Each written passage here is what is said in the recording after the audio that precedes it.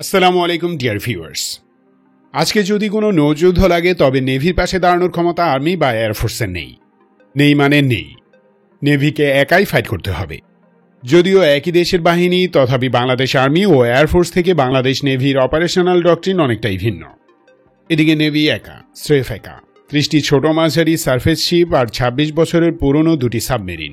এ হলো আমাদের টোটাল নেভাল পাওয়ার। আকাশ থেকে শত্রু সাবমেরিনের বিরুদ্ধে ফাইট করার সক্ষমতা যেমন নেই, তেমনি উপকূল থেকে শত্রু যুদ্ধজাহাজ গায়েলের কোনো অস্ত্রও নেই। কেন এই অবস্থা এবং সমাধান কি?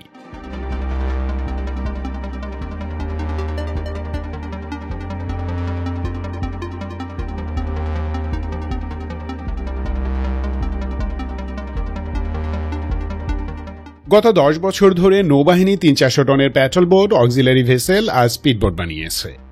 আসল জিনিসের কোনো নাম নিশানা নেই। অ্যান্টিশিপ এবং নেভাল এয়ার ডিফেন্স মিসাইলের সংখ্যা আরও আটকে ওঠার মতো। 1,18,813 স্কোয়ার কিলোমিটারের একান্ত অর্থনৈতিক জলসীমার নিরাপত্তায় এই পরিমাণ নেভাল আর্মামেন্টস কিছুই না। যুদ্ধ লাগলে একদিনের বেশি টিকবে না। সমস্যা আরও আছে। শান্তিকালীন সময়ে বিশাল এই এক্সক্লুসিভ ইকোনমিক জোনে ফুল সার্ভেলেন্স করা প্রায় দুরূহ, কারণ আমাদের সে পরিমাণ নেভাল অ্যাসেট নেই। যা আছে তা দিয়ে বাংলাদেশের সমুদ্র সীমায় পরিপূর্ণ সভরেন্টি অ্যাপ্লাই করা সম্ভব না। পাশাপাশি কূটনৈতিক শক্তিও দুর্বল। হিসেব করলে প্রয়োজনের তুলনায় 30-40% নেভাল পাওয়ার আছে, যা আছে তাও মান্দাতার আমলের। এমত অবস্থায় নৌবাহিনী গত 1 বছরের সুযোগ পেয়েও তার আসল অস্ত্র ক্রয়ের উদ্যোগ নেয়নি। অন্তত এমন কোনো লক্ষণ দেখিনি। সেই আসল অস্ত্রগুলো কি?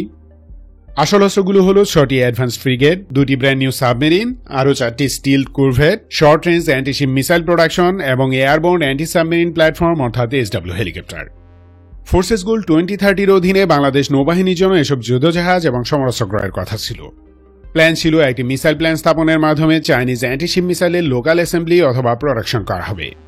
এর 50% বাস্তবায়িত হলেও আজকে বাংলাদেশ নেভি হতো দক্ষিণ পূর্ব এশিয়ার 4th পাওয়ারফুল নেভাল ফোর্স। উল্লিখিত প্রজেক্টগুলোর মাঝে 6টি হেভি অর্থাৎ হাই পারফরম্যান্স ফ্রিগেট হল অন্যতম প্রধান। ফ্রিগেটগুলো চিটাগাং ড্রাই ডকে নির্মাণ করার কথা ছিল।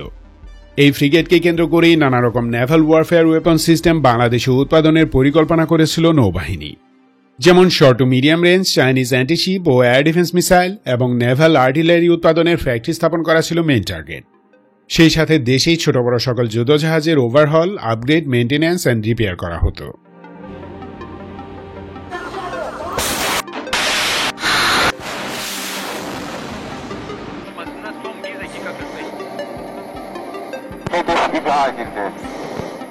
দুই 2017 সালে এই multirole steel frigate programme launch করা হয়। প্রোগ্রামের মেইন মোটো ছিল এই 6টি ফ্রিগেট নির্মাণ করবে চিটাগাং ড্রাই ডক। ফরেন যে শিপইয়ার্ডকে কাজ দেওয়া হবে তারা ফ্রিগেট নির্মাণের জন্য বাংলাদেশে প্রযুক্তি স্থানান্তর করবে। এতে সম্মতি জানিয়ে ইউরোপ ও এশিয়ার বেশ কয়েকটি স্বনামধন্য নেভাল শিপ বিল্ডার বাংলাদেশকে কাস্টমাইজ প্রপোজাল প্রদান করে। আলাপ আলোচনা শুরু হয়। আমাদের ফ্রিগেট প্রোগ্রাম দৃশ্যমান হতে থাকে। এরই মাঝে 2018 সালের শুরুর দিকে ফ্রিগেট নির্মাণ প্রোগ্রামটি ফ্রিজ হয়ে যায়। ইয়েস, আপনার অনুমান ঠিক আছে, ভারতের প্রভাবে তা ফ্রিজ হয়। কিন্তু ঠিক কোন প্রসেসে তা স্থগিত করা হয়েছে তা জানলে একটু অবাক হবেন। সেই সাথে বর্তমান এবং ভবিষ্যতে বাংলাদেশের কোনো সামরিক বা জাতীয় উন্নয়ন প্রকল্পে ভারতের এই ধরনের নড়াচড়া দেখলেই বুঝবেন যে প্রজেক্টটি তারা খেয়ে দিতে চাইছে। যাই হোক, সেই 6টি ফ্রিগেটের স্পেসিফিকেশন দেখে দিল্লি ভিড়মি খায়, গলা শুকিয়ে যাওয়ার মতো অবস্থা হয় আর কি। চলুন ব্রিফলি স্পেক্সগুলো দেখি। বাংলাদেশ যে ফ্রিগেট নির্মাণের প্ল্যান করেছিল তার ডিসপ্লেসমেন্ট হতো 4000 টন। এতে 180-200 কিলোমিটার রেঞ্জের antiship missile, HQ-16 air defence system, anti submarine missile, rocket, torpedo, কয়েক ধরনের ক্লোজ ইন ওয়েপন সিস্টেম এবং অ্যান্টি সাবমেরিন হেলিকপ্টার যুক্ত করার কথা ছিল। অর্থাৎ ফ্রিগেটগুলো অ্যান্টি সার্ফেস, অ্যান্টি এয়ার এবং অ্যান্টি সাবমেরিন যুদ্ধে সক্ষম হতো। যুদ্ধজাহাজ ভিত্তিক ইলেকট্রনিক অ্যাটাক, ইলেকট্রনিক সাপোর্ট এবং ইলেকট্রনিক কাউন্টার মেজার্স অর্থাৎ ফুল ইলেকট্রনিক ওয়ারফেয়ার প্যাকেজও যুক্ত করার কথা ছিল। আমাদের সেই ফ্রিগেটে সর্বাধুনিক সেন্সর অ্যান্ড ডিটেকশন সিস্টেম যুক্ত করা হতো, যেমন একাধিক সার্ফেস ও এয়ার সার্চ রাডার, নেভাল গান, CIWS, অ্যান্টিশিপ ও এয়ার ডিফেন্স মিসাইলের জন্য মাল্টিফাংশন ফায়ার কন্ট্রোল রাডার এবং অ্যান্টি সাবমেরিন ওয়ারফেয়ারের জন্য পাওয়ারফুল সোনার যুক্ত করার কথা ছিল। অত্যাধুনিক ডেটা লিঙ্ক সিস্টেমও অ্যাড করা হবে। আর এসব সেন্সর ও ওয়েপন সিস্টেম কন্ট্রোল করা হয় নেভাল কমব্যাট ম্যানেজমেন্ট সিস্টেম দিয়ে, যা পাওয়ারফুল মেইন ফ্রেম কম্পিউটার এবং সফটওয়্যারের সমন্বয়ে গঠিত একটি কন্ট্রোল সিস্টেম। একে CMS বলা হয়। উল্লেখিত সেন্সরের কল্যাণে CMS একটি জাহাজের আশেপাশে নির্ধারিত রেঞ্জে সবকিছু দেখতে ও শুনতে পায়। আর্মামেন্টসের বদৌলতে শত্রুকে আঘাত করতে পারে। এবং ডেটা লিঙ্কের সাহায্যে নেভাল হেডকোয়ার্টারের সাথে সরাসরি কথাও বলতে পারে। লাইভ ভিডিও স্ট্রিমিং করে সমুদ্রের রিয়েল টাইম সিচুয়েশনও দেখানো যায়।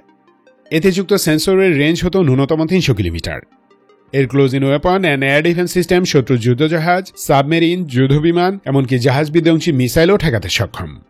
মোট কথা, এই ফ্রিগেটগুলো একটি বিশাল ওয়ার মেশিন, যা নেভাল ওয়ারফেয়ারের পাশাপাশি এগুলো কমান্ড সেন্টার হিসেবেও কাজ করত। এরকম 6টি ফ্রিগেট বাংলাদেশ নেভিতে যুক্ত হলে বঙ্গোপসাগরে ডান্ডিয়ার একক আধিপত্য খতম হয়ে যাবে। পিঠ পিছনে ছুরি মেরে অভ্যস্ত জাতির জন্য এরকম পাওয়ারফুল প্রতিপক্ষ ভয়ের কারণ। তাই ডান্ডিয়া বাংলাদেশি ফ্রিগেটের স্পেসিফিকেশন দেখে ভড়কে যায়। বাই দ্য ওয়ে, কারা আমাদের ফ্রিগেট প্রোগ্রামে যুক্ত হতে চেয়েছিল এবং কিভাবে তা স্থগিত হলো তা দেখে চলুন। অনেক কিছু নতুন করে জানবেন, বুঝবেন কিভাবে হাসিনা আমাদের ধোঁকা দিয়েছে।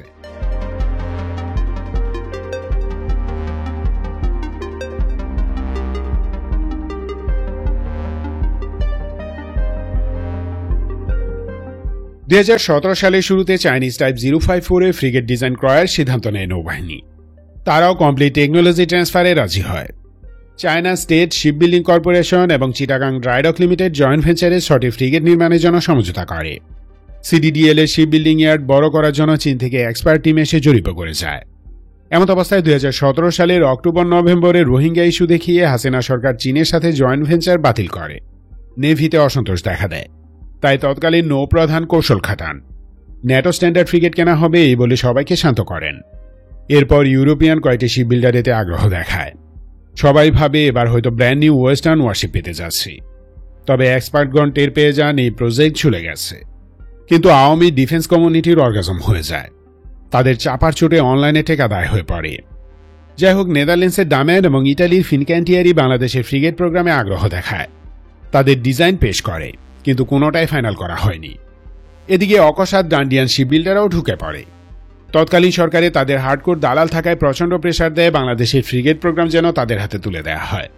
কিন্তু নৌবাহিনী ডান্ডিয়াকে ফ্রিগেট প্রোগ্রামে যুক্ত করতে ইচ্ছুক নয়, কারণ এটি জাতীয় নিরাপত্তার জন্য মারাত্মক হুমকি। এমত অবস্থায় 2021 সালে তুরস্ক এতে যুক্ত হয়। তারা তাদের ইস্তাম্বুল ক্লাস ফ্রিগেট অফার করে। তাতেও সরকার কোনো সাড়া দেয়নি।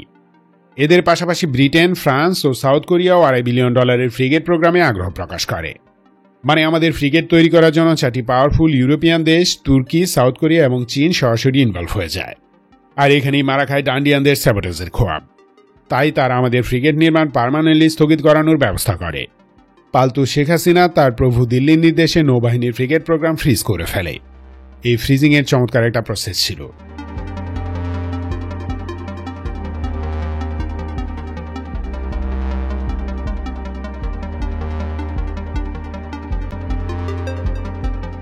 ওয়েস্টার্ন কোম্পানিগুলো আমাদের ফ্রিগেট প্রোগ্রামে ইনভলভ হওয়ায় ডান্ডিয়া একটু ব্যাকফুটে চলে যায়।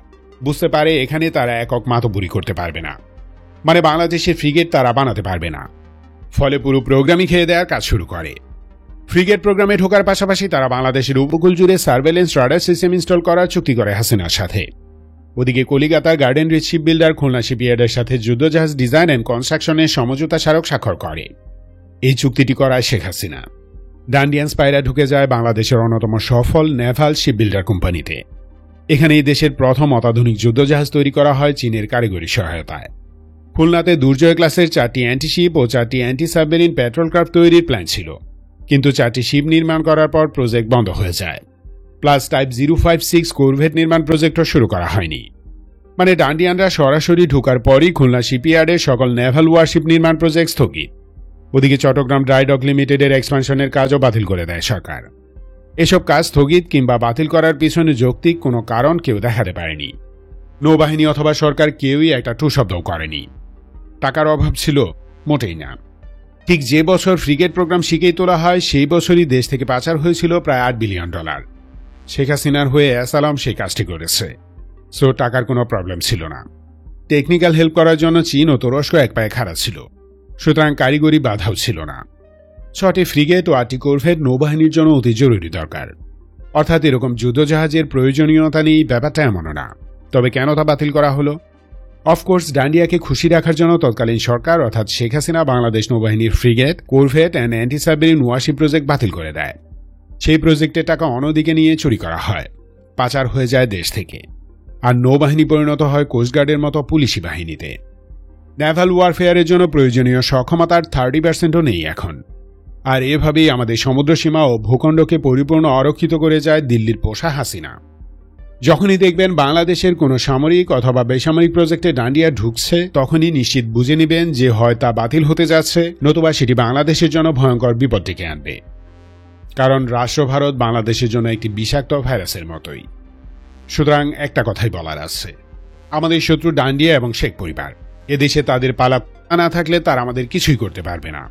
সো ডান্ডিয়ার পালা তাদের প্রতিহত করুন। এটাই দেশপ্রেম, এটাই দেশকে ভালোবাসা।